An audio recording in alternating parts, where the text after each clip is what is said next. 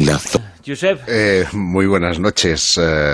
Muy bien, encantado, como siempre, de estar aquí con vosotros. Sí, pero estoy rayado con este tema así un poco nacionalista o regionalista que nos está dando gallego, catalán. Es que ahora lo voy a explicar. Juan José Cezoro, castellano-manchego, ¿qué pasa? Es que está repasando las provincias, que tiene un control dentro de nada. Castellano-manchego, tenía que ser castellano-manchego, ¿no? Bueno, yo soy madrileño, pero bueno, vivo en Castilla-La Mancha ahora, sí, soy de adopción. Mira, Josep es catalán, Manuel Carballal es por supuesto gallego, como todos son gallegos, antes o después, todos han nacido allí, o todos tienen alguien de allí. ¿O no? ¿Cómo que no? El que se encontró a Armstrong en la luna lo era. Por eso, que puede ser o no, es muy gallego eso. Si os fijáis con atención en el vídeo de Benítez, de Mirlo Rojo, el astronauta que sale lleva una gaita. O sea, que eso es una evidencia. Y Juanjo lo que es un lindo gatito, como todos sabemos. Juanjo Sánchez-Oro, hablando de lindos gatitos, los que van a crecer si estos chamanes hacen algo gracias a su intento mágico de conseguir la lluvia. Bueno, acaban de aprobar ahora mismo, se ha concedido una subvención que anualmente hace la Asociación Parapsicológica. Y bueno, es una investigación que a mí por lo menos desde luego me llama muchísimo la atención, porque no sé si hay algún trabajo que sea de esta índole. Yo he estado mirando un poco así por encima y no he encontrado ninguna investigación similar. Se ha concedido, como digo, esta dotación económica a dos profesores universitarios, a David Luke de la Universidad de Greenwich en Londres, en el Reino Unido, y luego también al doctor Danny Caputi de la Universidad de California.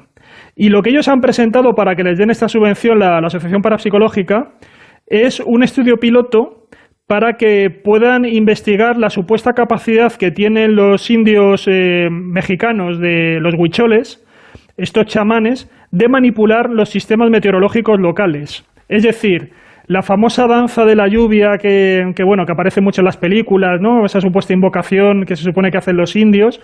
Bueno, pues algo parecido, a través de estos ritos chamánicos, pues se supone que ellos son capaces de hacer ese tipo de manipulación meteorológica, y ahora se va a estudiar para ver si efectivamente, pues cumplen las expectativas. El diseño experimental que han planteado estos dos profesores, y como digo, han recibido esta subvención, es que lo que se va a hacer es controlar un espacio seco que está elegido dentro de un periodo de tiempo establecido, y a partir de ahí los investigadores, estos dos profesores universitarios con su equipo, van a tratar de calcular qué probabilidad hay de que llueva en ese lugar. A partir de una serie de modelos de previsión que hay, cruzándolo con los datos disponibles del radar de vigilancia meteorológica. Eso es lo que, digamos, corresponde al equipo de investigación. Y luego lo que se le va a pedir a los chamanes es, por supuesto, que hagan su ritual de la lluvia, y van a ver si son capaces de provocar lluvia. Aquí antiguamente ya sabes que lo que hacían era sacar a la Virgen y todos en procesión y pedían las lluvias correspondientes cuando había problemas. Bueno, aquí había un oficio tradicional que eran los ensalmadores, los conjuradores, que lo que hacían era o pedir lluvias o sobre todo evitar que cayeran tormentas o que cayeran tempestades o el granizo, y ese era un oficio que estaba muy extendido, y además se encuentran, yo recuerdo que hay incluso... ¿Cómo se llaman? ¿Ensalmadores? Bueno, sí, ensalmadores, conjuradores, sí, ellos hacían diferentes conjuros o diferentes salmos, y lo que hacían era, pues se dedicaban para eso, para evitar sobre todo los daños de las cosechas, de todo tipo, desde repeler la langosta hasta, como digo, el granizo, el pedrisco, todo ese tipo de cosas.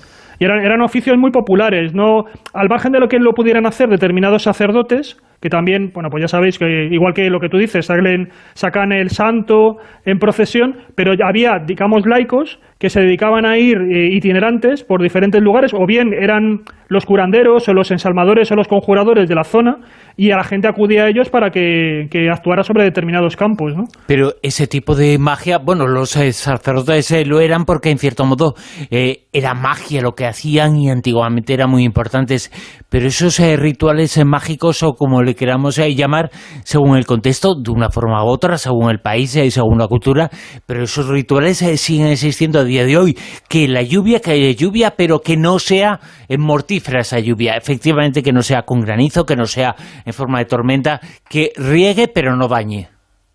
Sí, pues se buscan estos especialistas, digamos, bien sean, como digo, la versión esta chamánica que estamos comentando de los indios huicholes, o bien aquí en la versión occidental. Claro, la lluvia puede ser un factor maravilloso, ¿no? Un beneficio para los campos, o puede ser un peligro. Y actuaban en los dos sentidos, o para propiciar la lluvia, una lluvia moderada, una lluvia adecuada para los campos, o bien para prevenir, como digo, que fueran catastrófica. El añadido que tienen, por ejemplo, en el caso de los indios huicholes, que aquí no se daba, es que este es una etnia que ahora mismo está ahí en México y que es de las que quizás mantenga las tradiciones prehispánicas más puras. No se ha visto demasiado, vamos a decir así entre comillas, contaminada, ¿no? por la religión católica, y ellos son precisamente los que tienen una larga tradición que es muy conocida, que es cómo estos especialistas chamánicos, para poder adquirir como este conocimiento superior, para poder actuar mágicamente sobre el entorno, lo que hacen es que rinden culto al peyote. Y a partir del peyote, a partir de este cactus sagrado, de la ingestión de este cactus sagrado, es como obtienen un estado alterado de conciencia que a su vez les permite como una especie de conocimiento profundo de la realidad e interactuar con esas entidades invisibles, porque el propio peyote para ellos es una divinidad. Y la forma que tienen de obtener el peyote y al mismo tiempo de convertirse ellos en chamanes es haciendo una larguísima procesión para ir a la caza, como ellos lo denominan, del peyote, durante días en ayuno, una vez al año, que es cuando hacen esta colecta del peyote, y a partir de luego de su ingesta, poco a poco van adquiriendo esos conocimientos superiores y van adquiriendo esa condición de chamanes, ¿no? O sea que es un ritual muy complicado de un grupo que además ahora mismo también está hasta cierto punto en cierto peligro de extinción, de que toda esta memoria tradicional se vaya perdiendo, porque claro, el empuje de la vida moderna pues es brutal. Y bueno, es muy interesante que desde el punto de vista de la paraantropología pues se trate de ver si realmente esa supuesta capacidad de la que llevan haciendo alarde pues cientos de años realmente se confirma de una forma empírica, ¿no? Entonces a mí ya digo que es un estudio que yo no he encontrado ningún precedente de analizar en los chamanes su capacidad para provocar lluvia. Esa noticia, esos chamanes que con su magia intentan provocar la lluvia que nos ha contado Juanjo Sánchez Oro. Vamos a seguir hablando de algo no tradicional, sino del pasado, pero con el futuro, es decir, con la palabra más importante de los tiempos actuales y seguramente de los que están por venir del futuro. La palabra es algoritmo, pero la palabra antigua y lo tradicional es idioma. ¿Qué relación tienen ambas cosas, Manuel?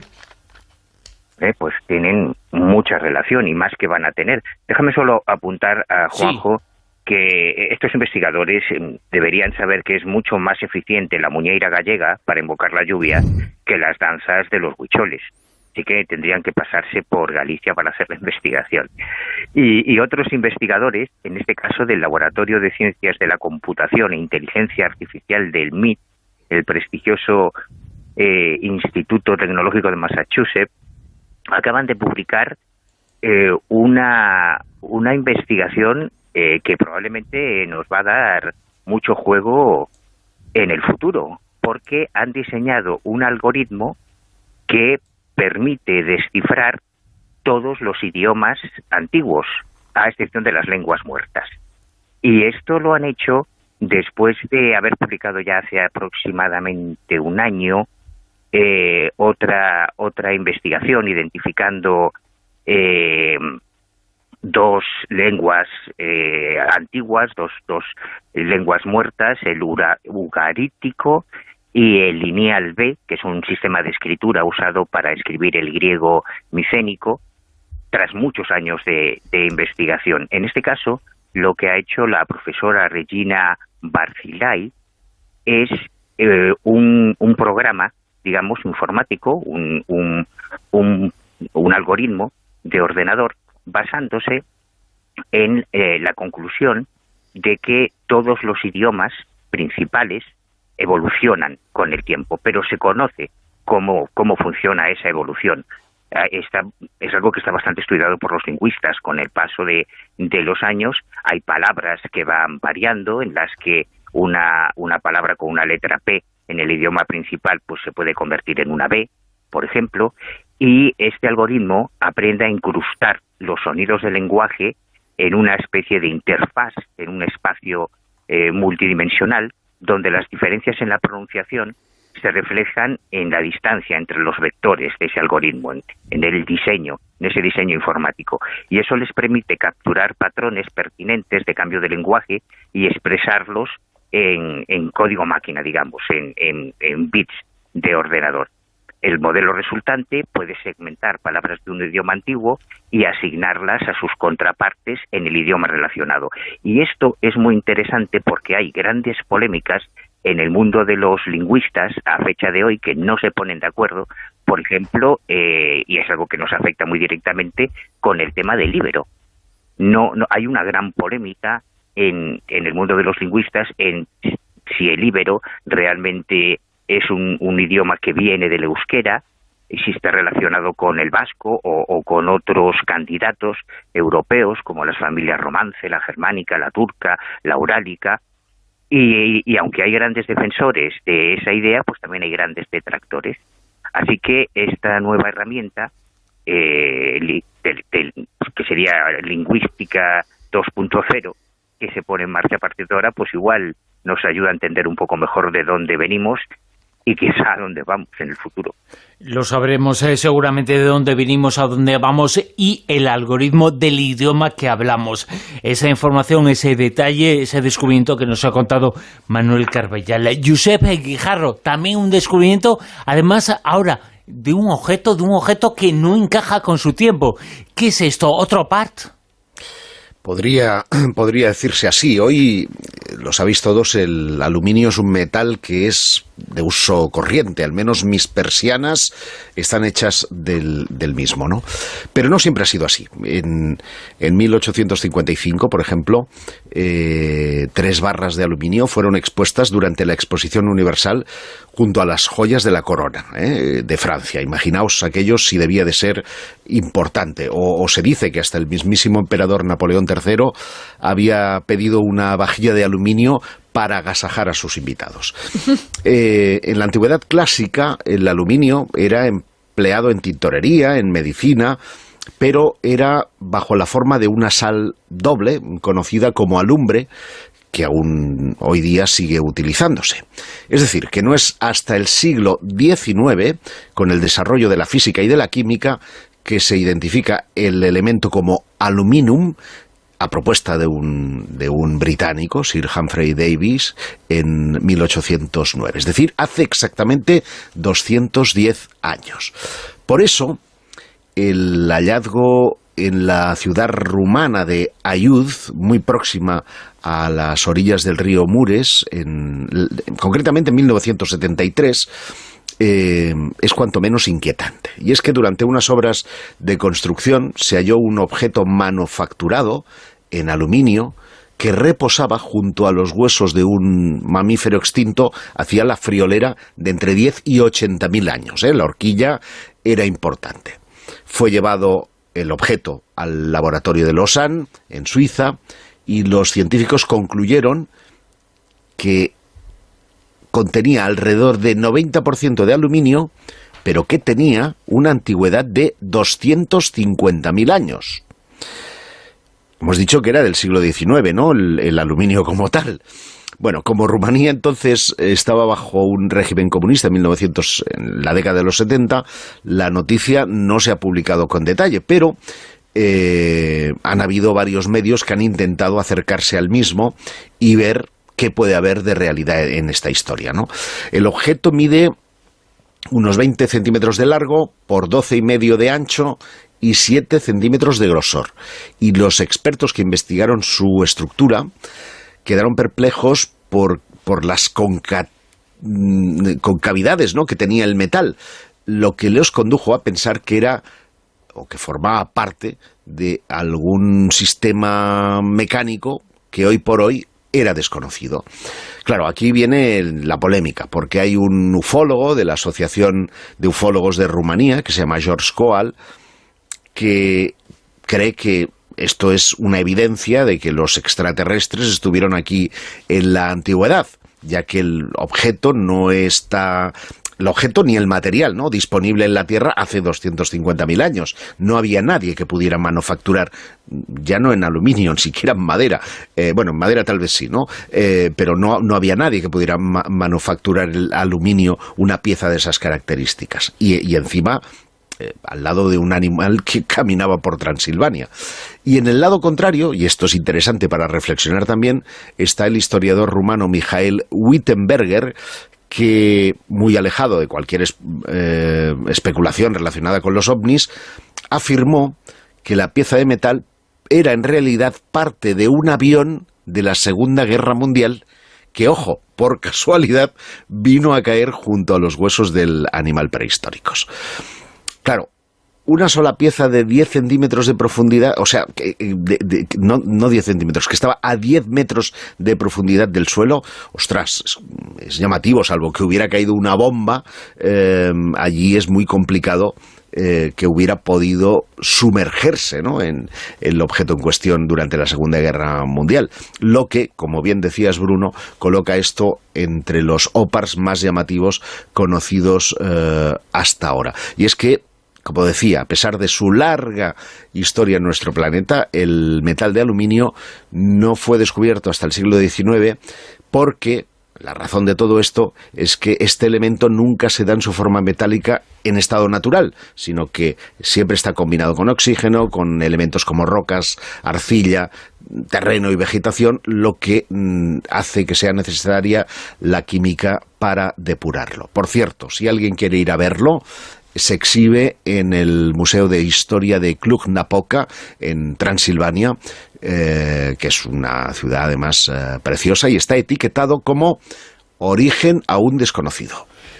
La tesis, digamos, para explicar ese hecho, como nos contabas, es que se trata de algún tipo de contaminación temporal, es decir, en un sitio en donde hay restos muy antiguos, se haya mezclado un resto más moderno y eso haya equivocado un poco a los investigadores. Si tú recuerdas, Bruno... Esa tesis de la contaminación aparece en algunos OPARTs. Claro, pero por es ejemplo, en el famoso anillo de la dinastía Ming, que claro, pone Made in Suiza, ¿no? Con lo cual está claro que no es una manufactura. Sí. Pero el caso de Antiquitera es muy similar. Si os acordáis, cuando salió a la luz todo el asunto del mecanismo de Antiquitera, que hoy está reconocido pues como una máquina del siglo I y demás, siempre se había dicho, los arqueólogos habían defendido que había sido puro azar, que aquello era un mecanismo mucho más tardío que cayó por azar encima de un pecio del siglo I. Bueno, pues estamos frente a una situación similar, pero con una antigüedad brutal, 250.000 años. Y a mí me gustaría, claro, ahora voy a colgar alguna imagen para que los oyentes se hagan a la idea. Está claro que esto, vamos, no es un capricho de la naturaleza, es una pieza manufacturada.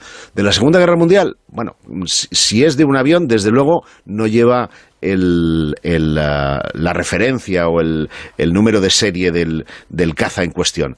Y si es de un ovni, tampoco dice si es de Zeta Reticulín o de cualquier otra galaxia, ¿no? Vamos a retuitear esa imagen con Almodía Rosa Vientos, esa imagen de esa noticia de ese OPART que nos ha comentado Josep Guijarro.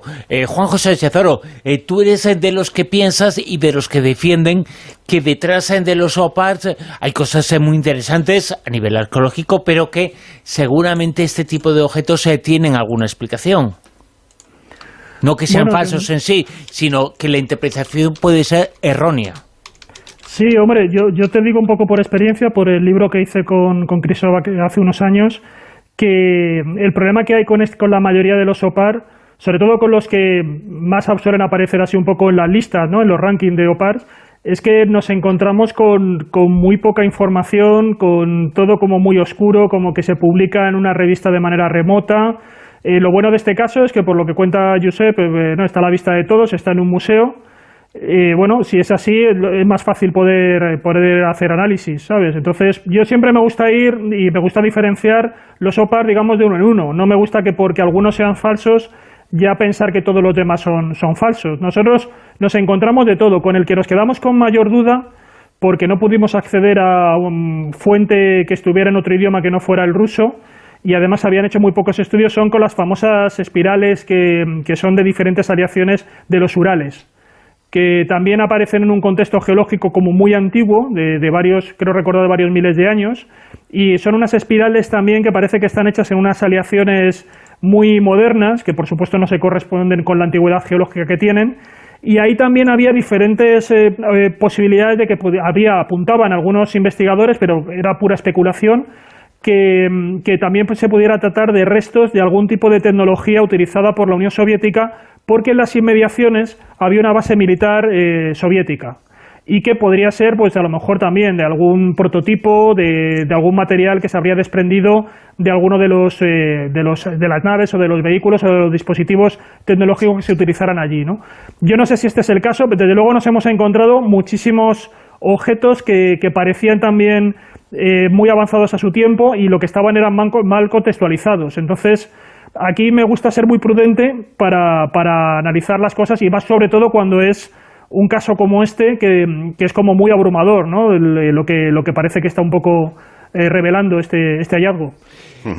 Déjame añadir en todo caso que siempre, y es algo que es innato, ¿verdad?, al sensacionalismo periodístico, se intenta establecer los dos polos más opuestos, ¿no? Desde el ovni, ¿no? El trocito de ovni, como si a los ovnis se les fueran despegando o cayendo las piezas, y pues eso, una contaminación actual de la Segunda Guerra Mundial. Pero podría demostrar otra cosa, como muchos otros OPARs, ¿no? Reconocer que en un pasado remoto, no digo yo hace 250.000 años, esa es la cosa que chirría, ¿no? Pudo haber una civilización de la que desconocemos muchas cosas y que pueden estar aflorando objetos tecnológicos de esa civilización desconocida. Es algo que a menudo queda obviado o apagado por las otras dos teorías, ¿no? Pero que tiene para mí más empaque y algo más racional que a los extraterrestres se les vayan cayendo las preciadas juntas de la trócola allá por donde van, ¿no? La verdad es que los OPART han dado mucho tema de conversación, de discusión esta última década, las 2 o 3 últimas décadas, y los descubrimientos son impresionantes como este. Como esta información también es muy llamativa, tiene que ver con el COVID-19, con el coronavirus, con un hospital y con un supuesto fantasma, Silvia.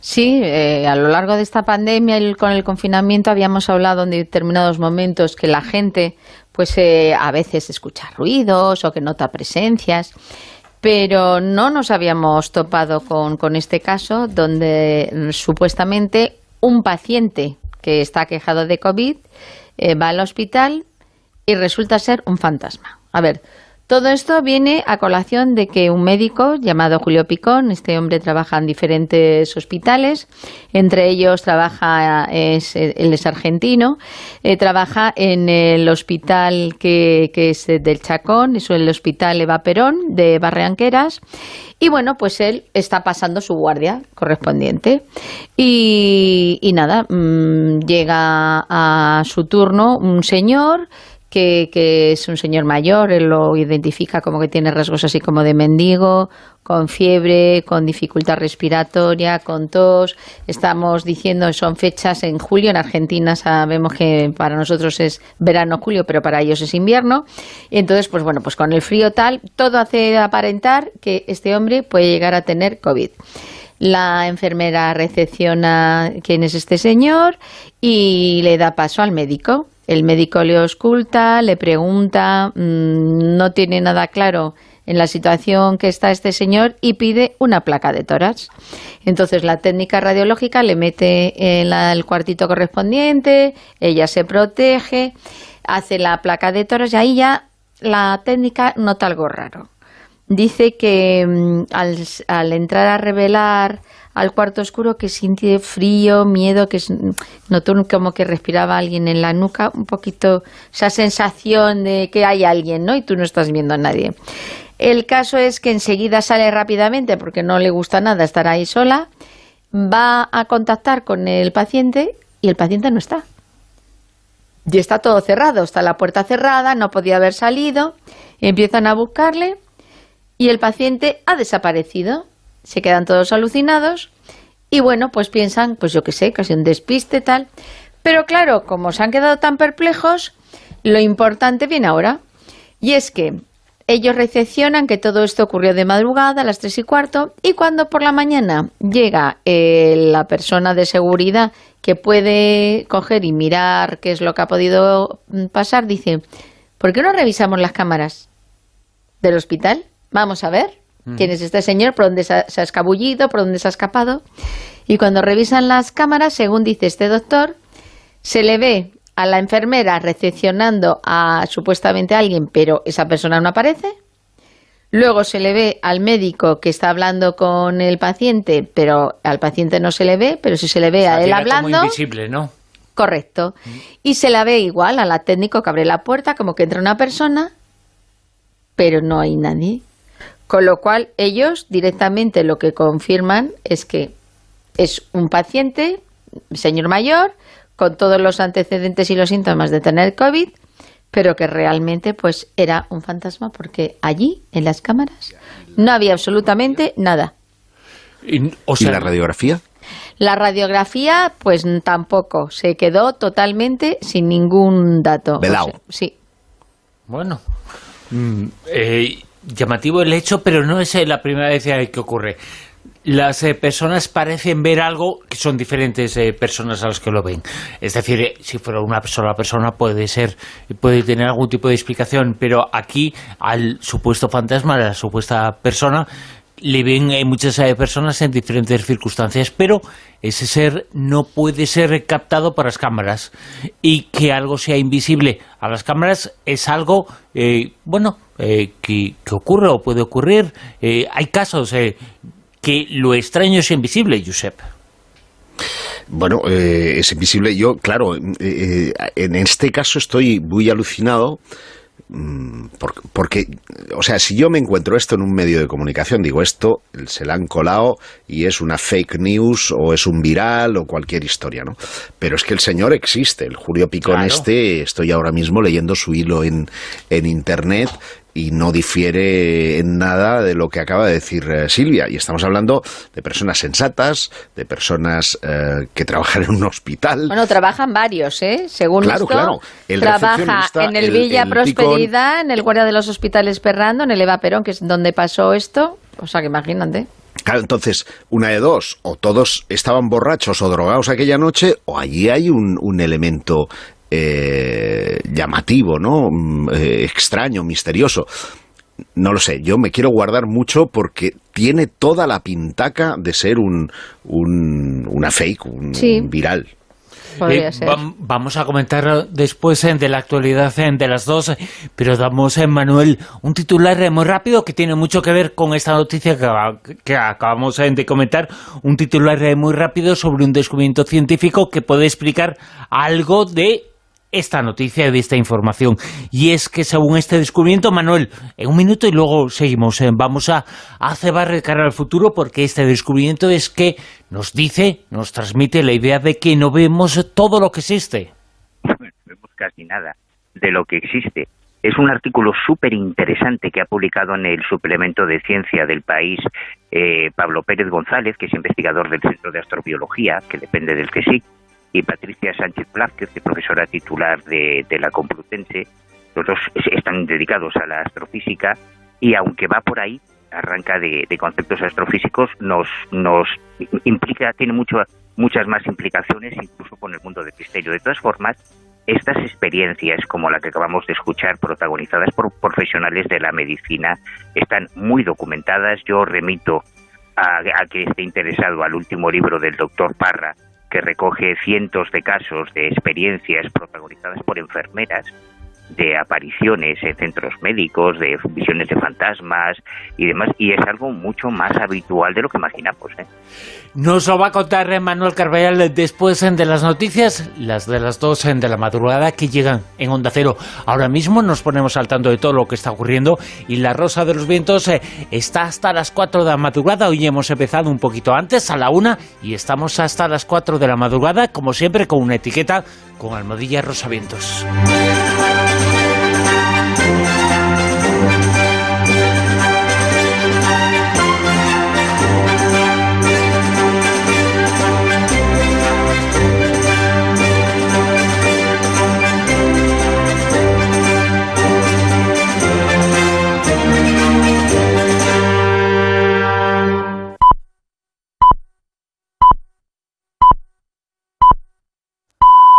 Son las 2, es la 1 en Canarias.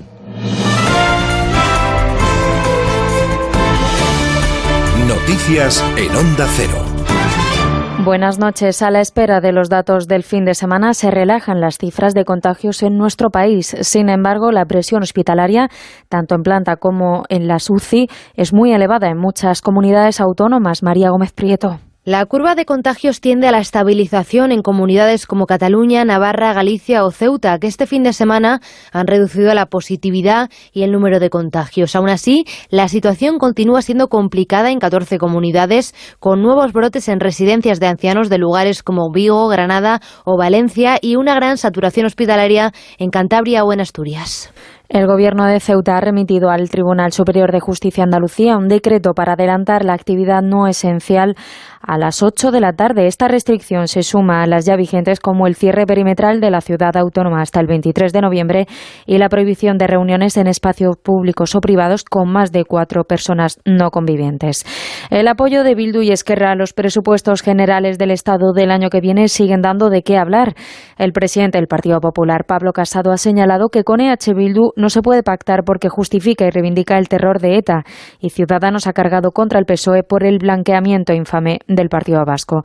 Desde el Partido Socialista, el secretario de Organización, José Luis Ábalos, ha señalado que Bildu ha tenido más sentido de la responsabilidad que el Partido Popular. Por otro lado, el diputado Santos Cerdán ha reprochado a Casado la relación que lleva con la ultraderecha. José Manuel Gabriel.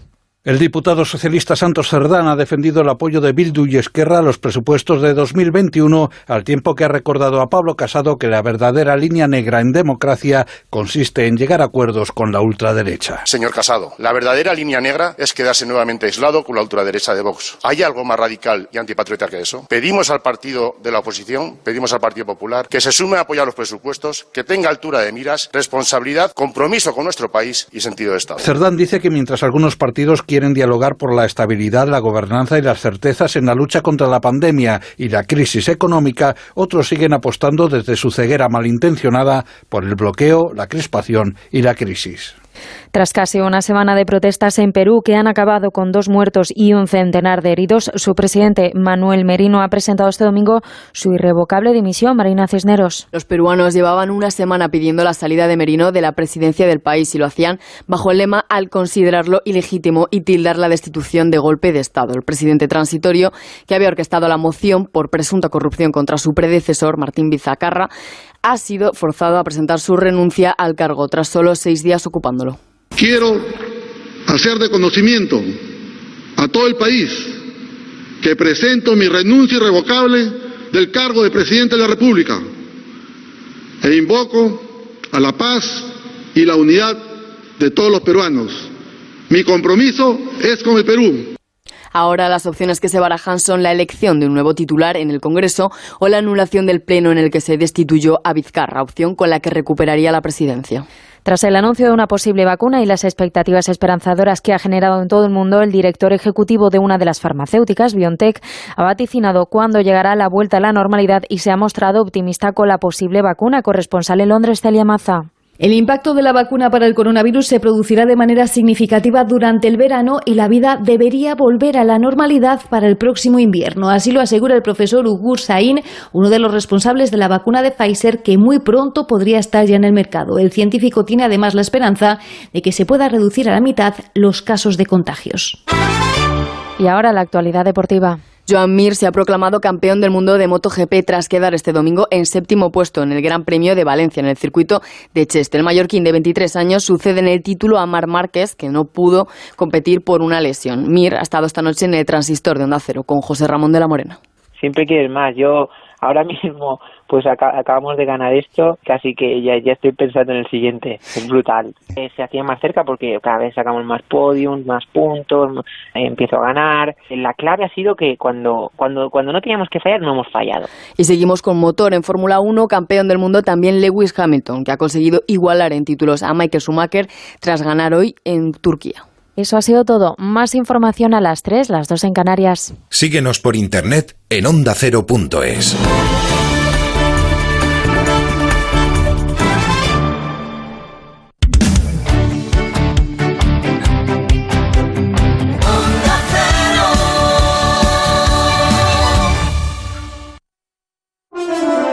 Cada mañana, toda la actualidad con rigor y credibilidad. La pregunta a partir de este momento es ¿cómo interpreta el gobierno de España esto que ustedes acaban de escuchar? Le voy a preguntar a Juan de Dios Colmenero. Estamos en la puerta de este Palacio de la Moncloa porque... Vamos al Congreso con Eva Llamazares. Escueta, brevísima declaración del ministro. Corresponsal en Estados Unidos, Agustín Alcalá. El hombre que más sabe de economía en la Casa Blanca. Vamos a los periódicos. Te voy a leer los titulares que extrajeron cada uno de los diarios de la entrevista. Estamos aquí en tertulia con los asuntos de la jornada. Más de una cuestión, más de una opinión, más de un punto de vista, como siempre. Más de uno, con Carlos Alsina. Programa de referencia de la radio matinal. De lunes a viernes desde las 6 de la mañana y siempre que quieras en la web y en la app de Onda Cero. Te mereces esta radio. Onda Cero, tu radio.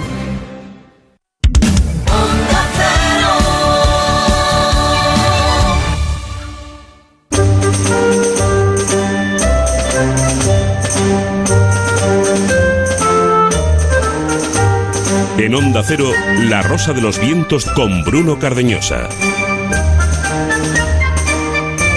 Continuamos en La Rosa de los Vientos en Onda Cero. Hoy La Rosa de los Vientos hasta las 4 de la madrugada. Entre la 1 y las 4 de la madrugada tenemos muchas cosas por delante. Mujeres con historia, ecos del pasado, fronteras del futuro y todavía muchos minutos más con tertulia Zona Cero.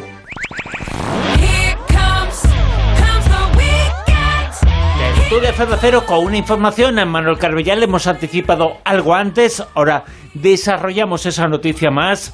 Esa información según la cual no vemos todo lo que existe. Sí, y algunos incluso ven aquello que aparentemente no existe. O al revés. Agarraros que hay baches. Venga. Porque este artículo a mí me ha parecido tremendamente sugerente. Según estos autores científicos, en la composición de todo nuestro universo, nosotros solo vemos menos de un 20%, con todo lo inmenso e insondable que es el universo que percibimos con nuestros telescopios y a simple vista, es solo un 20%. Según los astrofísicos, más del 80% sería materia oscura. Aunque la definición física es un poco más compleja para entendernos, materia oscura pues es aquello que no vemos. ¿Y por qué no lo vemos? Porque no refleja la luz. Nosotros, según... Oye, Manuel, ¿sí? Eso es lo que no vemos. Tú como sigas acercándote mucho al teléfono, tampoco te vamos a oír. Me alejo un poquito más. Mira, pensé que porque pepeas. Se dice Perdón. Pepear. Procuro no hacer esas cosas. Bueno, según la RAE, nosotros percibimos lo que refleja la luz. ¿Y qué es la luz? Pues la luz son fotones, son un conjunto de partículas que viaja a 300.000 kilómetros por segundo por el espacio. No hay nada más rápido que la luz. Y son un elemento con un campo electromagnético del que solo percibimos una pequeñísima parte. Esto es una de las cosas que a mí me ha sorprendido mucho. Nuestro ojo, que es un instrumento que percibe los fotones, es decir, las cosas que reflejan la luz, solo percibe lo que se denomina el rango óptico, es decir, esos fotones que oscilan entre 400 y 750 terahercios, que es muy poquito, pero que además tienen que tener suficiente claridad porque nuestra retina, nuestro ojo, las cámaras fotográficas, por ejemplo, son un receptor de fotones más evolucionado, que pueden captar cosas que nuestro ojo no ve, porque nuestro ojo, además de estar limitado a ese rango de entre 400 y 750 terahercios, solamente percibe 2 de cada 100 fotones ópticos que recibe. Es decir, no vemos casi nada de lo que existe. Pero hay un montón de cosas, explica este artículo, que están fuera de ese espectro que nuestro ojo está capacitado para percibir, que fundamentalmente son todos esos fotones que entran dentro de la gama del arco iris, del violeta hasta el rojo. Pero hay muchas más cosas que existen, que tienen masa, que tienen volumen, que ocupan espacio, pero que nosotros no vemos. Y uno de los ejemplos que ponen es el aire de la atmósfera. Nosotros no vemos el aire de la atmósfera salvo determinadas circunstancias en las que ese aire se hace visible. Por ejemplo, durante el fenómeno de las auroras boreales, cuando el oxígeno del aire emite luz en ese espectro óptico y el nitrógeno en concreto emite luz azul. Entonces los vemos. Otra de las cosas que no vemos, y me ha dejado muy sorprendido esta información, son los virus. Porque los virus no entran dentro de ese rango y no los fotografiamos, no los vemos, ahora que está tan de moda. Pues ya lo que nos faltaba sería verlos. Tú imagínate que estás... Sí, pero no te hablo ya y estás viendo el bichito y dices, madre mía de mi vida lo que hay aquí. No te hablo solamente del tamaño, que es una 10.000 millonésima de metro, es una cosa muy chiquitita. No digo la apariencia. Las imágenes que tenemos de los virus no se obtienen con haces de electrones, o sea, no se obtienen con fotones, porque reflejen la luz, porque están en un rango diferente, sino que se hace a través de haces de electrones. Eso es lo que hacen esos haces de electrones en los microscopios, es interaccionar con los átomos del virus, que ayudan a recomponer su estructura y la representan en una imagen digital, que es lo que nosotros conocemos, las imágenes que vemos de los virus. Por lo tanto, hay un montón de cosas reales a nuestro alrededor que además nos afectan, y ahora estamos viviendo todo este tema del coronavirus, que no estamos capacitados para ver. Y en cuanto al espacio exterior, la mayor parte de la información del universo, eso que llamamos la materia oscura, no se puede obtener a través de esos fotones, a través de esa luz, porque no la reflejan, y hoy por hoy, en el año 2020, todavía tenemos una tecnología muy primitiva para generar haces de electrones o para generar telescopios de ondas gravitacionales lo suficientemente potentes como para acceder a la inmensa mayoría de cosas que hay en el universo y que no podemos ver.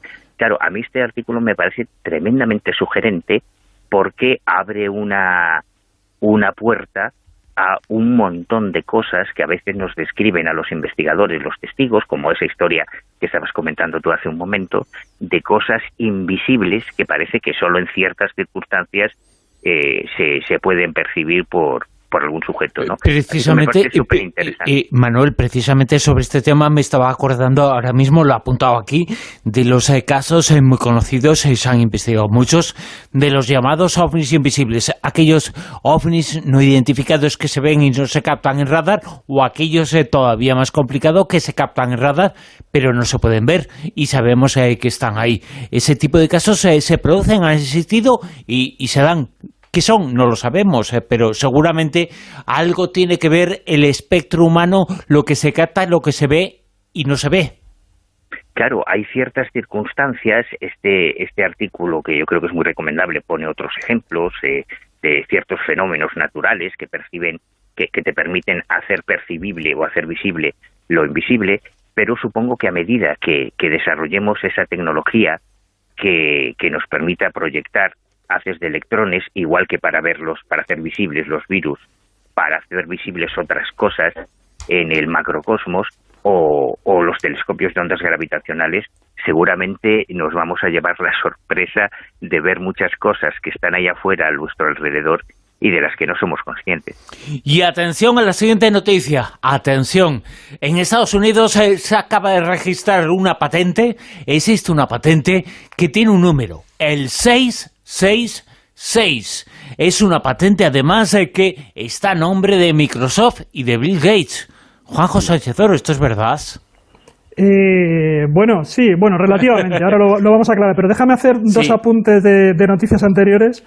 Uno, era que comentaba que Manuel decía que más eficaz que los ritos chamánicos para obtener la lluvia era la muñeira, ¿no?, de Galicia. Sí.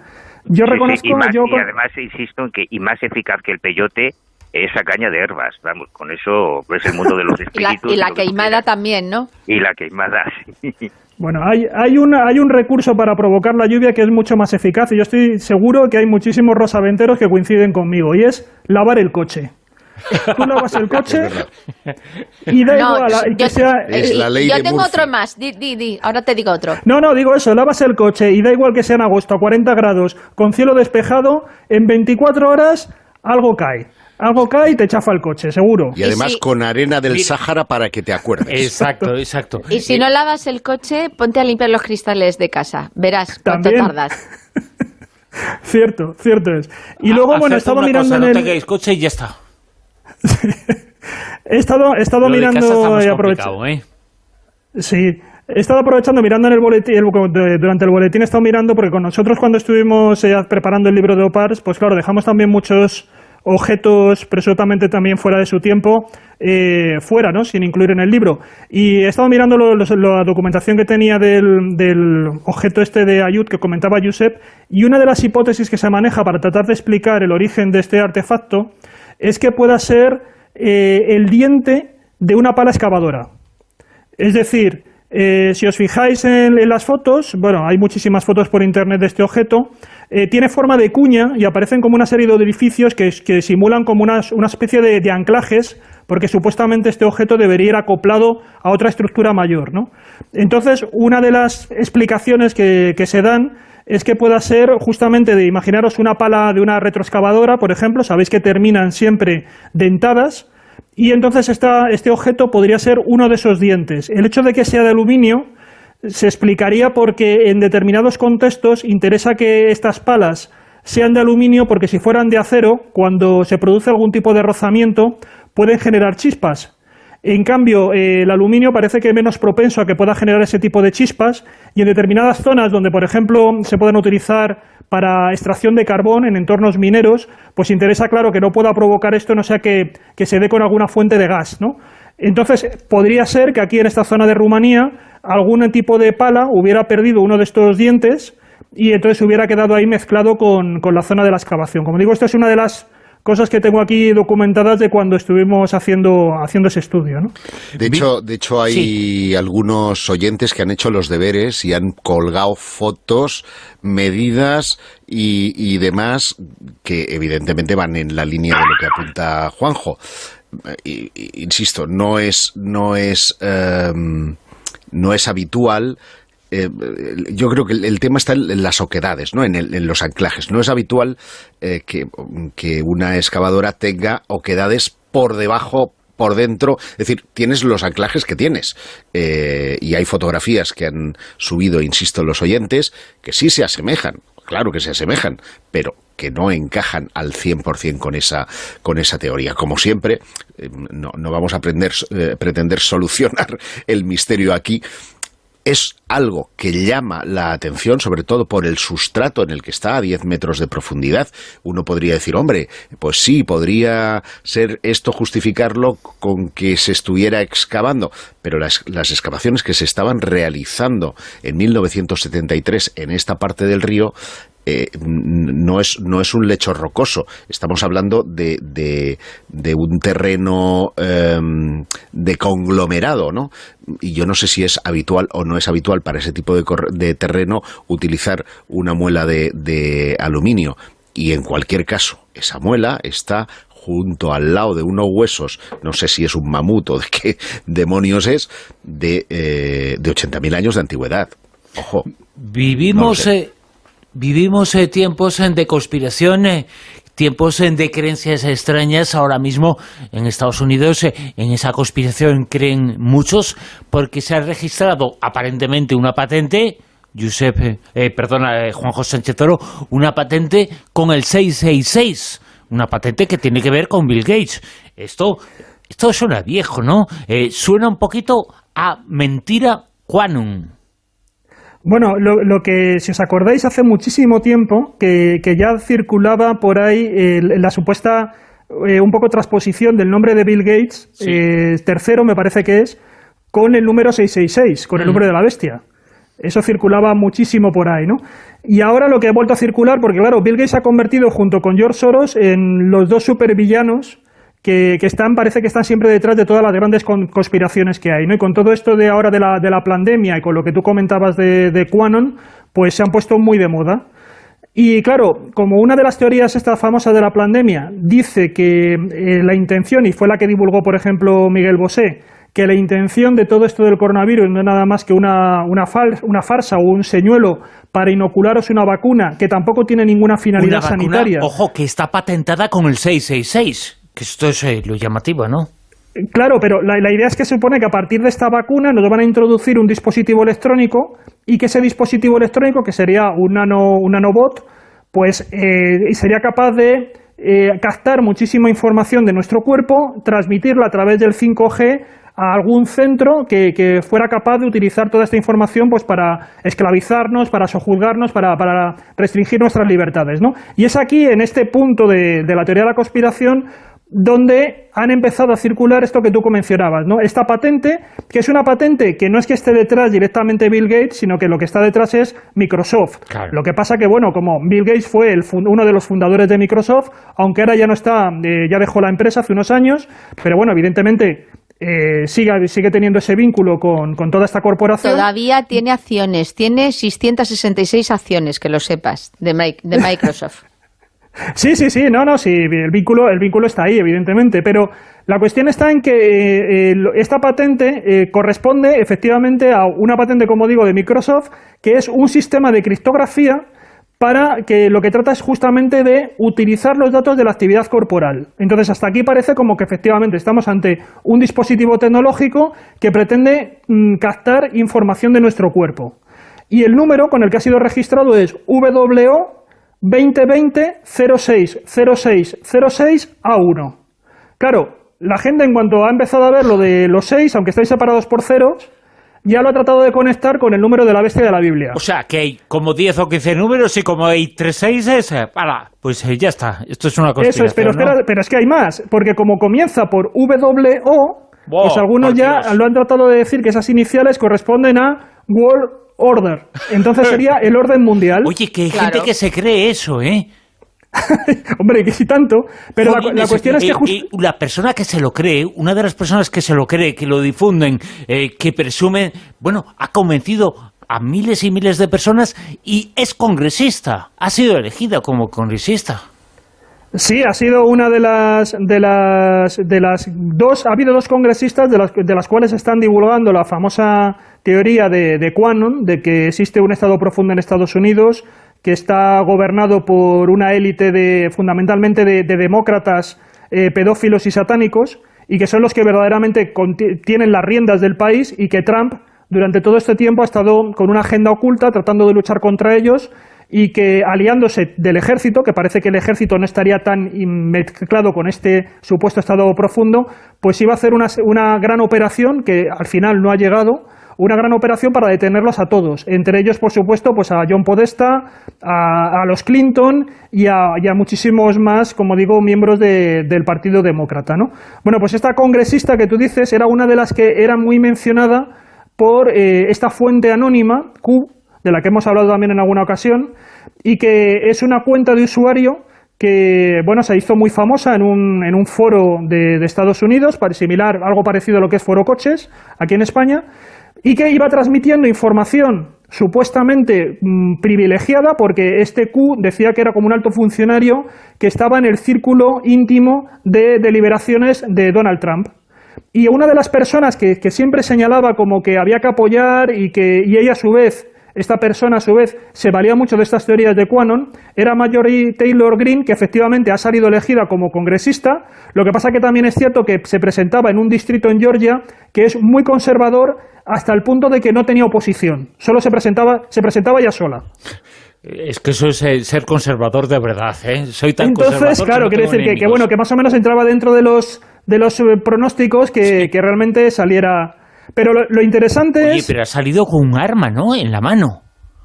Bueno, ella es una cosa... a mí casi me da más miedo que salga con el arma que salga con determinadas declaraciones, ¿no? También, porque ella, por ejemplo, recomendaba que los musulmanes no trabajaran para la administración del Estado, que todo el movimiento de las vidas negras importan, pues que era un movimiento que era similar al movimiento supremacista del Ku Klux Klan. Bueno, ha ido haciendo una serie de declaraciones, como digo, así bastante polémicas, Y que, bueno, vamos a ver si ahora, cuando esté en el Congreso, pero sobre todo ahora, cuando lo que ha ocurrido, y lo más llamativo de toda esta historia de QAnon, es que desde que se produjeron las elecciones, la cuenta de QAnon permanece en silencio.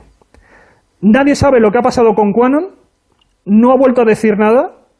El director del foro donde esta cuenta estaba activa y que muchos sospechaban que este administrador del foro podía ser el propio QAnon, ahí había sus dudas, pues resulta que ha dejado también el foro, lo ha abandonado, y ahora hay todo un revuelo enorme entre todos los seguidores de QAnon que se mueven por un lado, muchos de ellos desde la desesperación, el desamparo, porque se han quedado huérfanos, no saben muy bien qué es lo que está pasando, algunos se sienten también estafados, están ahora viviendo una especie de baño de realidad, porque se dan cuenta que todo el plan que supuestamente iba a realizar, toda esa gran operación para acabar con esa pedofilia satánica, con ese gobierno oculto de los Estados Unidos, que supuestamente Trump la estaba haciendo de una manera muy sigilosa, pues se ve que no llega, y empiezan ya a asumir que evidentemente va a haber una sucesión en la Casa Blanca. Se han quedado sin su comandante en jefe en Washington, y entonces ahora hay muchas teorías, a su vez, de qué es lo que pasa con Q. Y algunos empiezan a decir que lo que ha ocurrido es que se ha suicidado, otros dicen que no, que la operación sigue en marcha, que se esperen, o sea, se están dando consignas en los foros diciendo que no, que Trump lo tiene todo controlado. Y otros están, que esta es la parte que digamos más peligrosa, hay un grupo dentro de QAnon que se denominan soldados digitales. Y estos sí que están cogiendo, digamos, un tono más belicoso, ¿no? Más beligerante. Entonces incluso están llamando a la tormenta, están llamando un poco al patriotismo, están difundiendo determinadas consignas de guerra.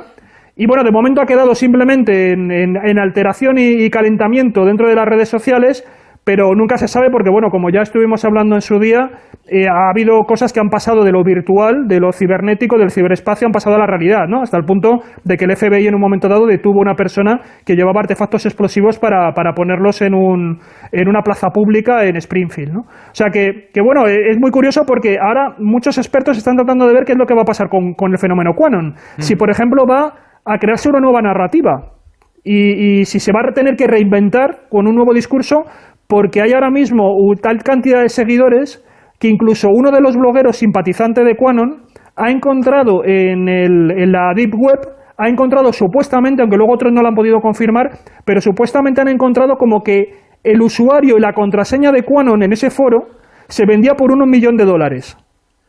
Entonces, como digo, hay ahora mismo bastante incertidumbre, es todo bastante confuso. ¿Por qué este silencio de Q? ¿Por qué no ha dicho nada?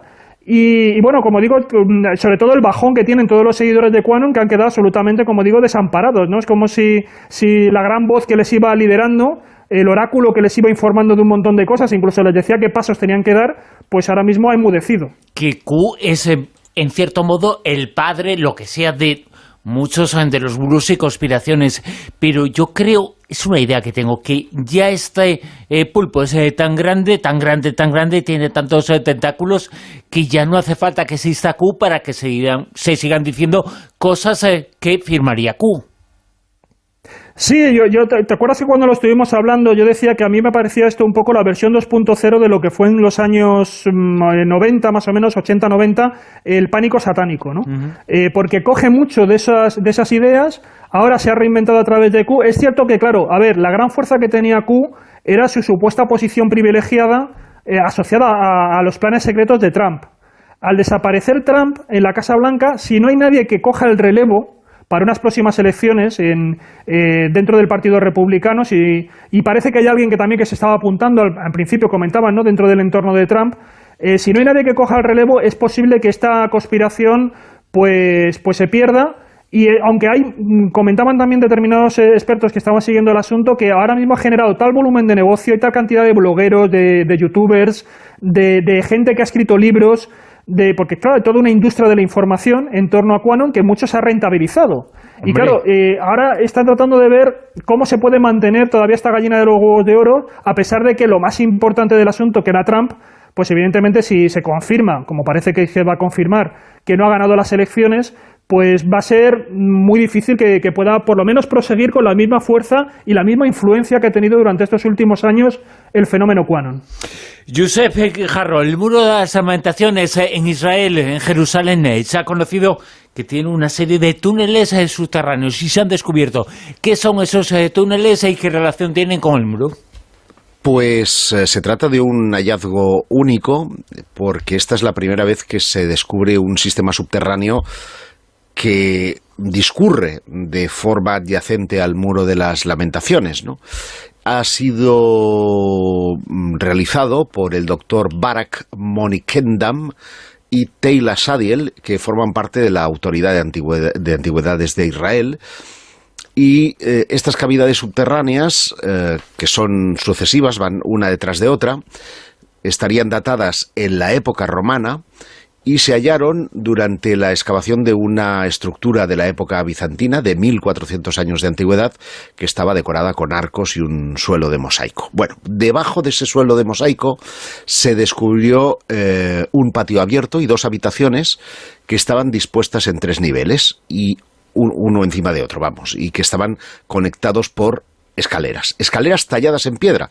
Hay que hacer notar que hace 2000 años en Jerusalén, como todavía hoy, se construía mucho en piedra, que es algo que, así como en otras culturas el adobe primaba, aquí se tallaba muchísimo en piedra. Estas estructuras son inusuales en las ciudades judías porque estas cavidades disponen de muchas esculturas, de nichos, algunos de los cuales debían de ser utilizados para poner lámparas de aceite. Y estos espacios, creen los arqueólogos, podrían ser la despensa de un edificio hoy desaparecido o de una zona de almacenamiento y preparación de comidas para los sacerdotes de la Ciudad Santa o incluso para los peregrinos que venían a visitar el templo. De manera que tenían una función muy específica, ¿no? Se han encontrado multitud de hallazgos en el interior, vasijas de cocción de arcilla, restos de lámparas de aceite, un fragmento de calal, que es una cuenca de piedra que se utilizaba para contener agua y que se cree está vinculada a las prácticas rituales judías. Y estos espacios parecen tener un vínculo, o sea, mejor dicho, no parecen tener un vínculo directo con el segundo templo judío, el que, digamos, fue destruido por los romanos en el año 70 después de Cristo, pero tiene una importancia capital, habida cuenta de que nos remonta a la época de Jesús, a la época de los hechos narrados en la Biblia y, por supuesto, al famoso templo de los judíos, del que no se puede saber más, habida cuenta de que esto se extiende al otro lado del muro de los lamentos, del muro que da acceso al monte Moriah, en donde supuestamente estaba el Arca de la Alianza, que estaba, por tanto, en el Sancta Sanctorum de ese templo de los judíos. Y como sabéis, eso es territorio jordano, o mejor dicho, territorio que gestiona Jordania, y que hoy día están las cosas bastante tensas entre el mundo árabe y el mundo judío, como para poder llevar cualquier tipo de prospección. De hecho, los musulmanes se llevan las manos a la cabeza, llevan años denunciando a los judíos por esas excavaciones que siempre habían negado y que sin embargo van saliendo pues pequeños descubrimientos, o en este caso un gran descubrimiento, pero los musulmanes siguen pensando que pueden aparecer grietas en el tercer lugar más sagrado para ellos, que es la mezquita de Omar, la cúpula dorada, característica de Israel y en concreto de Jerusalén, y como digo, el tercer lugar más sagrado para el Islam. Con Almohadilla Rosaventosa nos dice Gaby, pensando en esto del 666, ¿le suena algo viejo? Bill Gates y el 666 es una historia que se remonta más o menos a la época del Windows 95, que fue la primera vez que lo escuché. ¿Te acuerdas, Manuel, cuando esta información, la del 666 y Bill Gates, aparecía precisamente eso, a finales del siglo pasado, en la década de los 90? Era un tema fundamental y muy importante. Evidentemente no lo creíamos, pero se hablaba mucho de este tema. Y se ha recuperado ahora. Y tanto que se hablaba. Además, ahí estaba el agravante del efecto 2000, el pánico al efecto 2000, sí. El protagonismo que ahora lo siguen teniendo en Estados Unidos, y es un tema que no se menciona demasiado, de los grupos evangélicos. En aquella época recuerdo varios libros que se publicaron hablando de que el 666 estaba detrás del código de barras que se utiliza en todo el comercio, aquella historia del gran ordenador en Bélgica que denominaban la gran bestia, donde se centra, o sea que toda esta historia apocalíptica relacionada con el 666 y el fin del mundo la venimos escuchando desde el siglo pasado. Estos bulos algunos son como actualizaciones de aquello. Sí. Lo que pasa es que, claro, imagínate que fuese cierto aquello que decían algunos estudiosos de los textos de Oserringo, de que el número de la bestia no era el 666, sino el 616. Pues lo fastidiamos, ¿no? Se fastidió toda la historia. Madre mía. Pues esa historia del 666, de Cuarón, esa historia también fascinante que nos ha contado Josep del Muro de las Lamentaciones, y una historia también fascinante, pero nos remonta muchísimo tiempo atrás, y nos habla de los seres que dominaban el mundo antes de los dinosaurios. Pues sí, yo parece que esta noche tengo fijación con los argentinos, pero es que ha coincidido. Bueno, hace más de 10 años, Sebastián Apesteguía, que es un paleontólogo argentino, pues llegó a una zona de Bolivia, ¿no? A una zona que es un megayacimiento. Los nombrecitos son un poquito complicados, es el Tunasnilloc y el Ruditayoc. Bueno, pues allí, acompañado de otro compañero, pues descubrieron cientos de huellas que estaban fosilizadas. Y bueno, pues la verdad es que el hallazgo estaba muy bien, pero tampoco se pusieron súper contentos, porque resulta que en esta zona de Bolivia pues es uno de los países que tiene mayor variedad de cantidad de huellas de este tipo fosilizadas. Y todo este tipo de huellas que se habían encontrado en las anteriores ocasiones pertenecían al periodo Cretácico superior.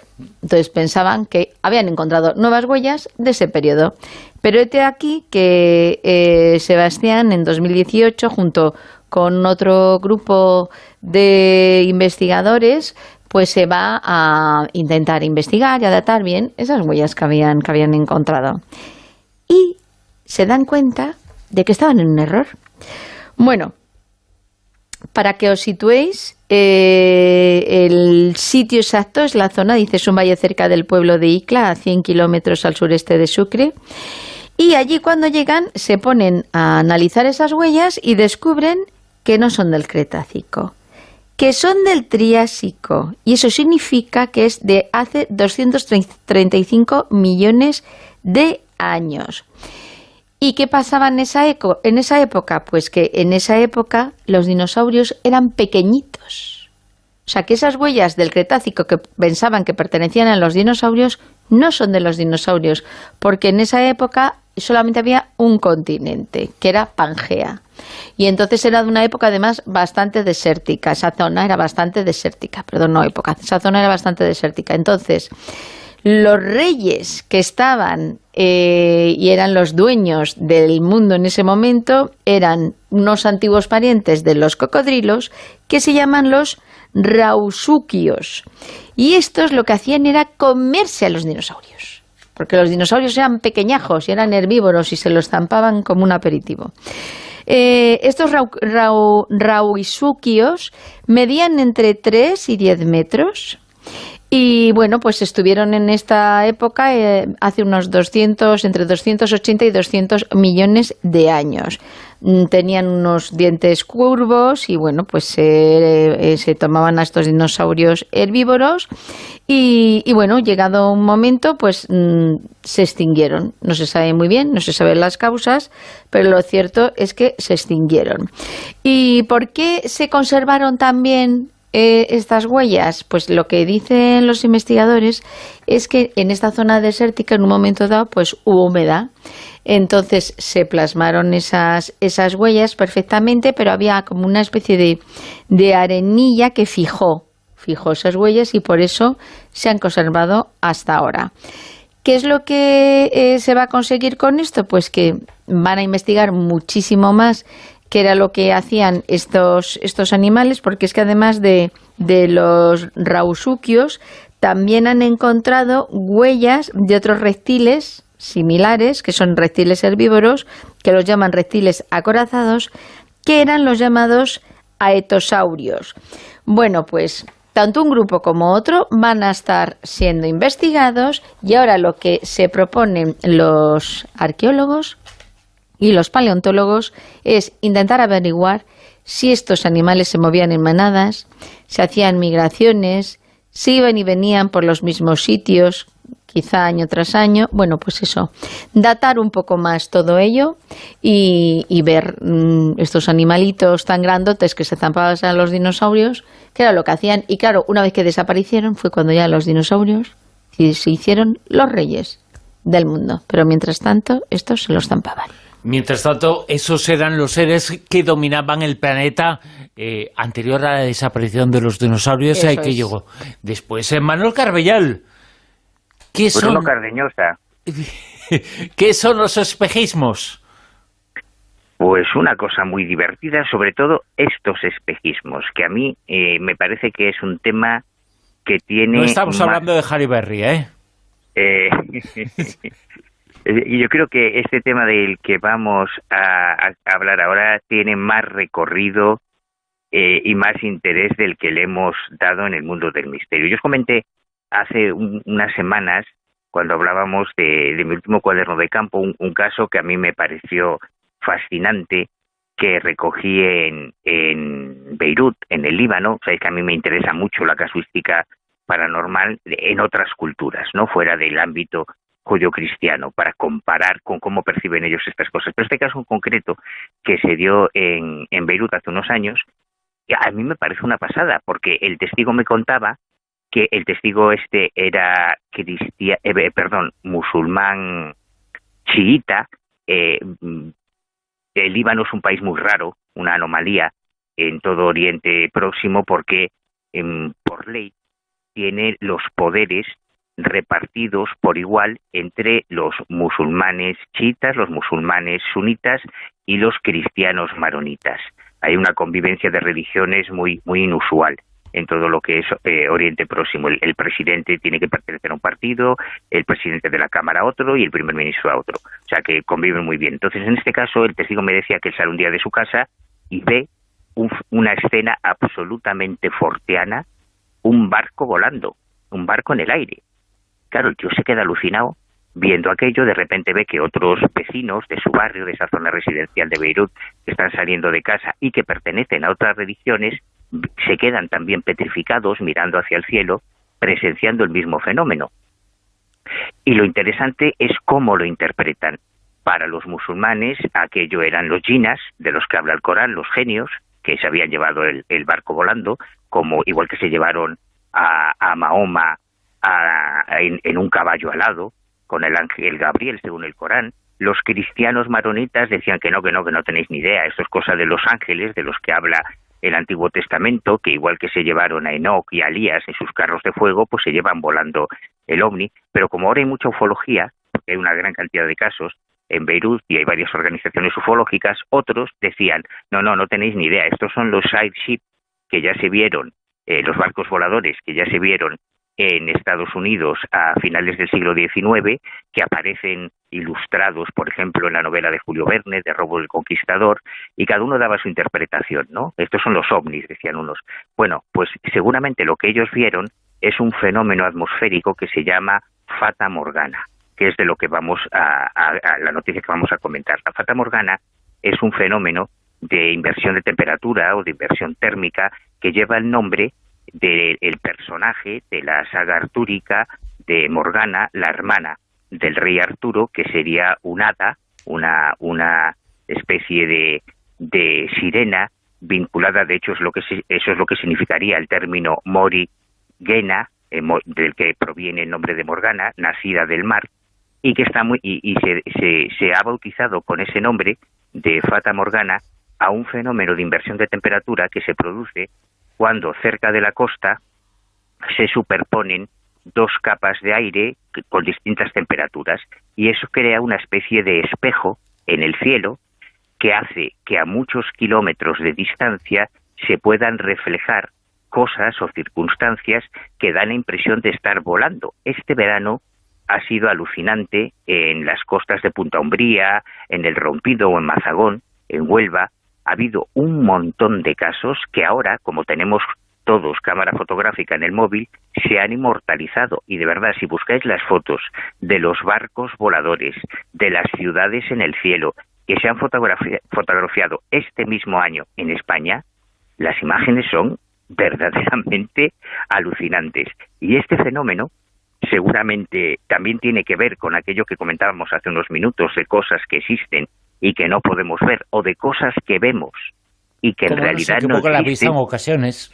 Claro, las estamos viendo, las podemos fotografiar porque las imágenes existen, pero por ejemplo en los marineros del estrecho de Mesina, donde confluyen las aguas del Egeo y del Tirreno, que se da esas condiciones atmosféricas, tienen montones de tradiciones y de leyendas de cosas raras en los cielos, de cosas voladoras, que no están mintiendo, los testigos no están mintiendo, te cuentan lo que vieron y además te enseñan la foto. Bueno, pues todo eso tiene que ver con este fenómeno tan sorprendente, y yo leyendo esta noticia me preguntaba si a lo mejor otros mitos, otros misterios, otras leyendas tan nacionales, tan vinculados a nuestro país, como es la isla de San Borondón, de la que hay fotos en las que se ve una especie de isla fantasma suspendida en el cielo, pues quizá tengan que ver también con este fenómeno tan sorprendente de la Fata Morgana. ¿Cómo puede tener que ver este hecho, esta noticia, este suceso que nos va a contar ahora Josep Guijarro? La aparición misteriosa, enigmática, como si hubieran caído del cielo, de 20 barcos. Así es. Bueno, supongo que todos recordáis aquella escena de Encuentros en la tercera fase en la que un buque de grandes dimensiones aparece misteriosamente en el desierto de Sonora, mientras un mexicano que está en shock va diciendo aquello de «Anoche vino el sol y me cantó». Anoche vino el sol y me cantó. ¿Os acordáis, no? Sí. Bueno, no, pues... Josep, te corrijo porque además ese actor era gallego y decía «El sol salió anoche y me cantó». Y era gallego, no coña. Es verdad. Pues de la ficción de la gran pantalla a la realidad. Porque, según los datos de un satélite de navegación estadounidense, 20 barcos de distintos países daban su ubicación nada más y nada menos que en el aeropuerto de Helensvik. O sea, esto está al oeste de Rusia. Ah, yo quería en el Triángulo de las Bermudas. No, es buenísimo, porque, ojo, no hablo de barcos abandonados, sino que son barcos en pleno funcionamiento. Claro, la pregunta es, ¿cómo llegaron hasta ahí? Bueno, lo que se dice llegar, no llegaron. Ni estaban, ni se les esperaba. Por mucho que la cabecera de pista, la 01 de este aeropuerto, esté situada a pocos metros del Mar Negro. Estoy hablando de un fenómeno en auge que se llama spoofing. Anotaros la palabreja porque esto va a dar que hablar, o lo que es lo mismo, la falsificación de señales GPS. Toma ya. Y es un fenómeno que está alcanzando grandes dimensiones en lo que se refiere al control de armamento militar. Y claro, lógicamente esto preocupa a las autoridades porque podría encender una tercera guerra mundial. ¿Os imagináis que en las pantallas del NORAD estén viendo la señal GPS de un misil intercontinental que se dirige, qué sé yo, a Washington, por ejemplo, y que es una señal fantasma, es una señal hackeada. Pues esto es el spoofing. Bueno, el ciberataque sobre la señal GPS de estos 20 buques fue denunciado por la revista New Science, quien reportó en ese reportaje un informe realizado por la Administración Marítima de los Estados Unidos sobre los problemas detectados concretamente en un satélite de navegación. En este informe también sale a relucir una hipótesis formulada por Todd Humphreys y su equipo de la Universidad de Austin, en Texas, que viene haciendo un seguimiento desde 2013 a las inconsistencias satelitales en la escalada provenientes de Moscú. Es decir, que quienes están hackeando estos satélites, se sabe que las señales proceden de Moscú. Hasta la fecha, este profesor sostiene que este último suceso, el de los 20 barcos, podría significar el desarrollo de una nueva forma de guerra electrónica por parte de los rusos.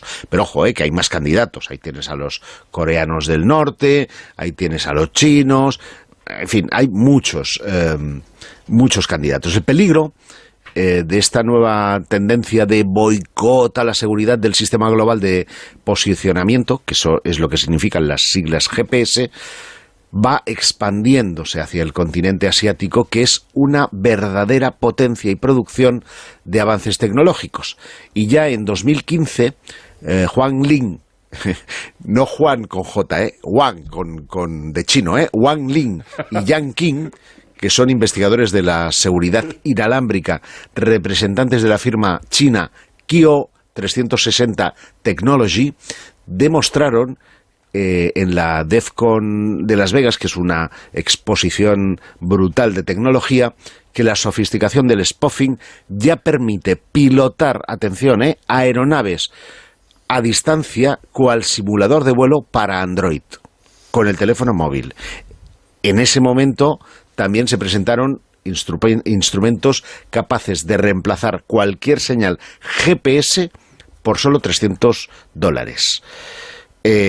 Claro, comprobada la vulnerabilidad de las señales de satélite, está preocupando a los gobiernos crear mecanismos inmediatos para fortalecer la seguridad, intervenir estas emisiones falsas o spoofs cada vez que son más económicas y de más fácil acceso y que pueden confundir la recepción de señales GPS, suplantar una posición original o hacerlo sin que ni siquiera nadie note el cambio, como es el caso de estos buques que estaban navegando por sus mares tranquilamente y sin embargo estaban electrónicamente todos juntos en un aeropuerto ruso. Es para preocuparse, ¿verdad?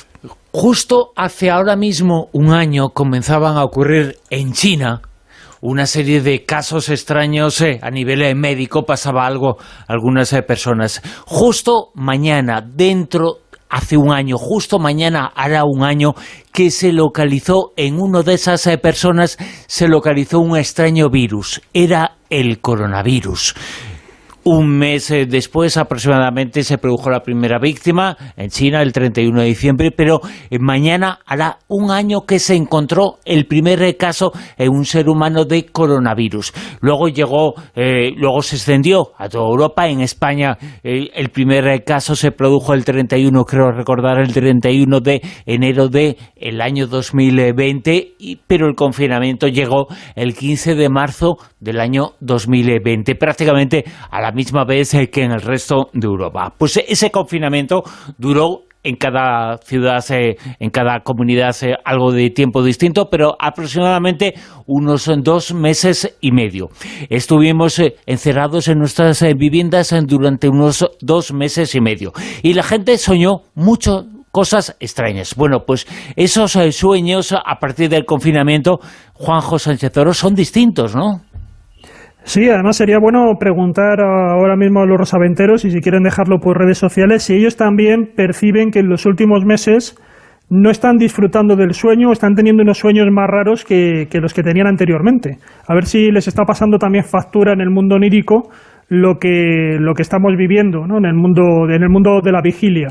Y es que, bueno, se han publicado ya unos cuantos estudios que han analizado precisamente eso, cómo venimos soñando en los últimos meses, y parece que se está confirmando, aunque no todavía hay una evidencia estadística fuerte, pero sí que parece cualitativamente que estamos soñando de una manera distinta, ¿no? Se han publicado 4 estudios en una revista especializada, en la revista Dreaming, y luego también he localizado algún otro estudio por ahí que se ha realizado, y bueno, os digo así muy rápidamente algunas de las conclusiones a las que están llegando. Y es que parece que primero los contenidos que tenemos en los sueños han variado. Por ejemplo, se dan casos en los cuales, sobre todo, por ejemplo, el personal que ha estado más implicado, más en la primera línea de combate del coronavirus, por ejemplo, sanitarios que en sus momentos de reposo, incluso dentro de los hospitales o en las consultas, se echaban a dormir, y resulta que, claro, seguían conectados con la realidad, ¿no? Seguían soñando, por ejemplo, preocupados si el equipo de protección les era eficaz o no, si se olvidaban la mascarilla, si no estaban atendiendo adecuadamente a alguno de los pacientes, sobre todo si estaban muy estresados dentro de las UCIs, pues si no estaban atendiendo bien a esos enfermos del coronavirus y no les estaban colocando bien los respiradores, por ejemplo, ¿no? Ha habido casos que a mí me resultan mucho más llamativos, que resulta que cuando ellos se enfrentaban o imaginaban dentro de sus sueños el coronavirus, lo imaginaban como si fueran enjambres de insectos. Es decir, la tendencia que nosotros tenemos y lo mal que nos manejamos en escenarios donde el enemigo o el riesgo es invisible. Pues necesitamos ponerle como rostro, ¿no? Ponerle forma.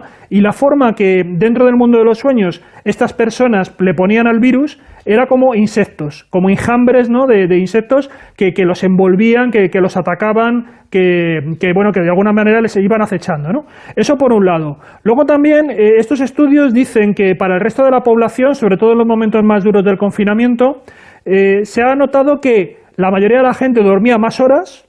Lógicamente, porque además si no podían trabajar, pues tenían más tiempo para descansar en principio, pero lo curioso es que aunque dormían más horas, el sueño era de peor calidad. Les costaba más conciliar el sueño y luego lo que comentaba un poco antes, ¿no? Tenían pesadillas. Y luego también se ha notado en algunos de estos casos, por ejemplo, que también los sueños parece como que van asociados con determinadas emociones de ira y de tristeza. Pero es curioso porque esta ira y esta tristeza parece que la han sufrido más o era más frecuente en las mujeres que en los hombres. Parece que en los hombres lo que hay es experimentar un miedo principalmente a enfermar o a morir, es decir, miedos que van un poco más asociados a la salud. En cambio, a las mujeres parece que como en principio están más, ¿no? Un poco también culturalmente predestinadas, digamos, a cuidar a los demás o tienen mayor conciencia de ayudar a los demás, pues parece que iba un poco más en esa línea, ¿no? Ese miedo o esa ira por no ser capaces de poder dar de sí todo lo posible hacia los demás, ¿no? Ese sentido así más empático. Y luego, claro, ha habido una segunda reflexión sobre estos estudios de los sueños y es que seguimos ignorando por qué soñamos, cuál es la función del sueño, si tiene una función determinada.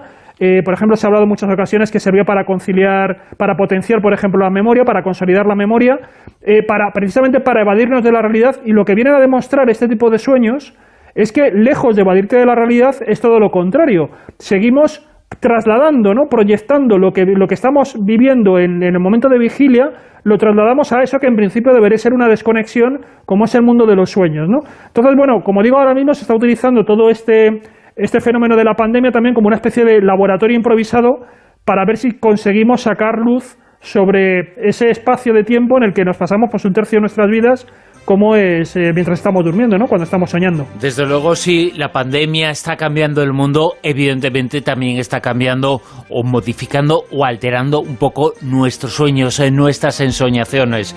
Es una información que se está investigando ahora, pero es una información que ya nos ha anticipado aquí en la tertulia Juanjo Sánchez Oro. Una tertulia que llega hasta aquí, tertulia Zona Cero con Juanjo Sánchez Oro. Juanjo, mil gracias.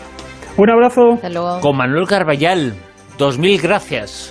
Me voy a bailar una muñeira a ver si llueve mañana en Galicia. Muy bien. Josep Guijarro, 3000. Gracias. Saludos desde Cataluña. Muy bien.